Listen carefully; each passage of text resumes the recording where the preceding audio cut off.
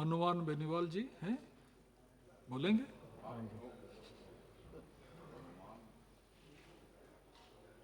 3 minute है आपके पास। 3 minutes please. सभापति महोदय। 3 minutes। यस। कौन? Your time starts now. सभापति महोदय, आज सदन के अंदर narcotic drugs and psychotropic substance संशोधन विधेयक 2021 पे चर्चा हो रही है। मेरे से पूर्व पक्ष और विपक्ष से विद्वान वक्ताओं ने अपनी बात रखी।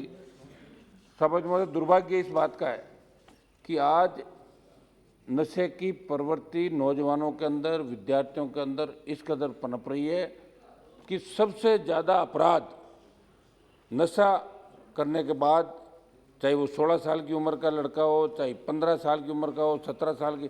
कल मेरे ज़िले में ये घटना हुई, एक 17 साल के लड़के ने अपने 12 साल के कोई पबजी गेम होता उसको खेलने के लिए उसमें पैसे हार गया तो उसका अपहरण करके उसको मार दिया। उसके पीछे कई लोग और होंगे, भाई नाबालिग है तो सज़ा कम होगी, माइंड होगा, लेकिन नशा करके अपने भाई को मार देना इस ओर इंगित करता है कि हमारा जो आज भारत की सबसे मजबूत कड़ी वो नौजवान है और नौजवान नशे की प्रवृत्ति के अंदर चूर है। सभापति महोदय,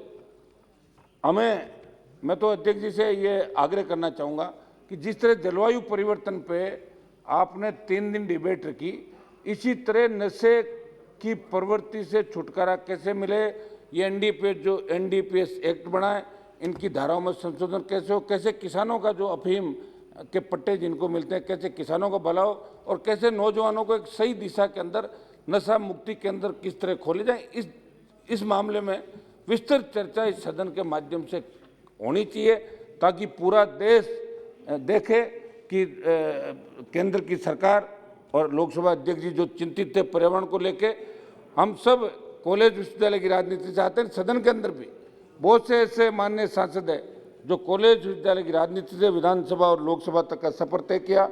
और दुर्भाग्य इस बात का सभापति महोदय कि किसान के बेटे जिस तरह नशे की प्रवृत्ति में दम तोड़ते नजर आ रहे हैं, हम सबको दुख होता है।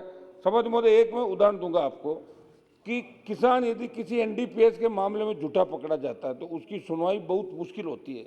और मुझे ताज्जुब हुआ, एक ऑनलाइन पत्रिका में पढ़ रहा था, बॉलीवुड के अभिनेता शाहरुख के बेटे को ड्रग्स केस में पकड़ लिया। कितना हल्ला हुआ देश भर के अंदर कि साहब इस एक्ट में बदलाव कर दो, छोटा सा अगर कम मात्रा में पकड़ा जाए तो उसमें 10 वर्ष का कारावास नहीं होना चाहिए, आजीवन कारावास नहीं होना चाहिए। लेकिन गरीब अगर पकड़ा जाता है उसकी सुनवाई और पैरोकारी इस देश के अंदर नहीं हो रही है। सरकार का ये कहना कि निजी इस्तेमाल के लिए सीमित मात्रा में नशीले ड्रग्स के कब्जे को डीक्रिमिनलाइज करने का कदम ड्रग्स के गलत इस्तेमाल के शिकार लोगों को नशे के से बाहर निकालने में मदद करने के उद्देश्य किया जा रहा है। ये बात सही है कि इस एक्ट के आड़ में कई बार व्यक्तिगत मतभेद के कारण, राजनीतिक कारण से लोगों को झूठा फंसाया जाता है, लोगों का जीवन बर्बाद होता है। मैं आपके माध्यम से मंत्री जी से और सरकार से कहना चाहूँगा कि जब जवाब दें किस किस उत्पाद को कितनी सीमा तक रखना अपराध नहीं है, मंत्री जी अगर ये भी बता दें तो ठीक रहेगा। मंत्री जी, आज हाँ जी का एक मिनट साहब, आज एमडी पहले तो चलती थी चर्च, इसमें गांजा, अफीम, डोडा पोस्ट, लेकिन एमडी का एक नया नशा आया। सभापति महोदय, आज गांव, ढाणी और गरीब तबके के अंदर भी एमडी का नशा इस कदर हावी हो गया कि वो जब तक 18 साल का 20 साल का नौजवान एमडी ले नहीं ले उसे चला नहीं जाता। मैं एक दो मेरे राजस्थान के सब्जेक्ट है उस पर 1 मिनट के अंदर अपनी बात समाप्त करता हूँ। सभापति महोदय, राजस्थान के मेवाड़ क्षेत्र में उदयपुर, चित्तौड़ सहित अन्य जिले में भीलवाड़ा के अफीम उत्पादक किसानों की प्रमुख मांगों समस्या की तरफ भी मैं आपका ध्यान आकर्षित करता हूं कि मार्फिन के नियम को हटाया जाए, क्योंकि एक विदेशी अधिनियम है और इस नियम के हटने से किसानों को बराबर आरी में पट्टे मिलेंगे। सभापति महोदय, अफीम उत्पादक किसानों ने सीपीएस पद्धति को लागू नहीं रखने की मांग की है। किसानों के अनुसार पद्धति से हजारों किसानों के साथ धोखा होने की संभावना, क्योंकि इससे बड़े किसान जिनके पास जमीन अधिक है केवल उन्हें ही बुआई का ठेका दे दीजिए। मेरी मंत्री जी से मांग है कि किसानों की शंका पर सरकार का स्पष्ट रूप जवाब देते सदन रखें।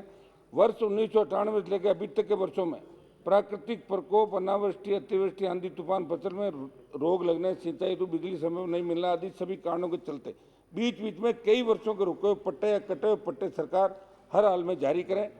किसानों को अफीम के पट्टे कटने में किसान का कोई दोष नहीं। Thank you. इस बस साहब लास्ट एक समाप्त करता हूँ। इस तरह के मामले उदयपुर जिले की बल्लभनगर विधानसभा के अंदर सामने आए थे, वहाँ के पट्टे भी आप बहाल करें। मेरा आग्रह एक लास्ट साहब लास्ट मेरा आग्रह कि एनडीपीएस एक्ट की 8/29 जो धारा है जिसका जमकर दुरुपयोग हो रहा है, उदाहरण के तौर पर कोई इस एक्ट में पकड़ा जाता है तो खुद की निजी दुश्मनी से किसी का झूठा नाम ले लेता है और उसके फोन से किसी से बात हो रखी हो जिससे अगले बात करने वाले का मादक पदार्थ की तस्करी से कोई लेना देना हो, उसे भी पुलिस मुलजिम बनाती है। आगे इस धारा की आड़ में मोटी point अवैध आगे। रकम पुलिस और नारकोटिक्स वाले कमाते हैं। इस पर सरकार को प्रावधान लाने की जरूरत है धन्यवाद। कि कोई निर्दोष नहीं फंसे, ये मैं आग्रह करना चाहता हूं। इस पे एक बार 193 में चर्चा होनी चाहिए ताकि देश के नौजवानों को एक नया रास्ता इस बिल के आप माध्यम से नोटिस मिले। लीजिए। धन्यवाद। खुद नोटिस दीजिए।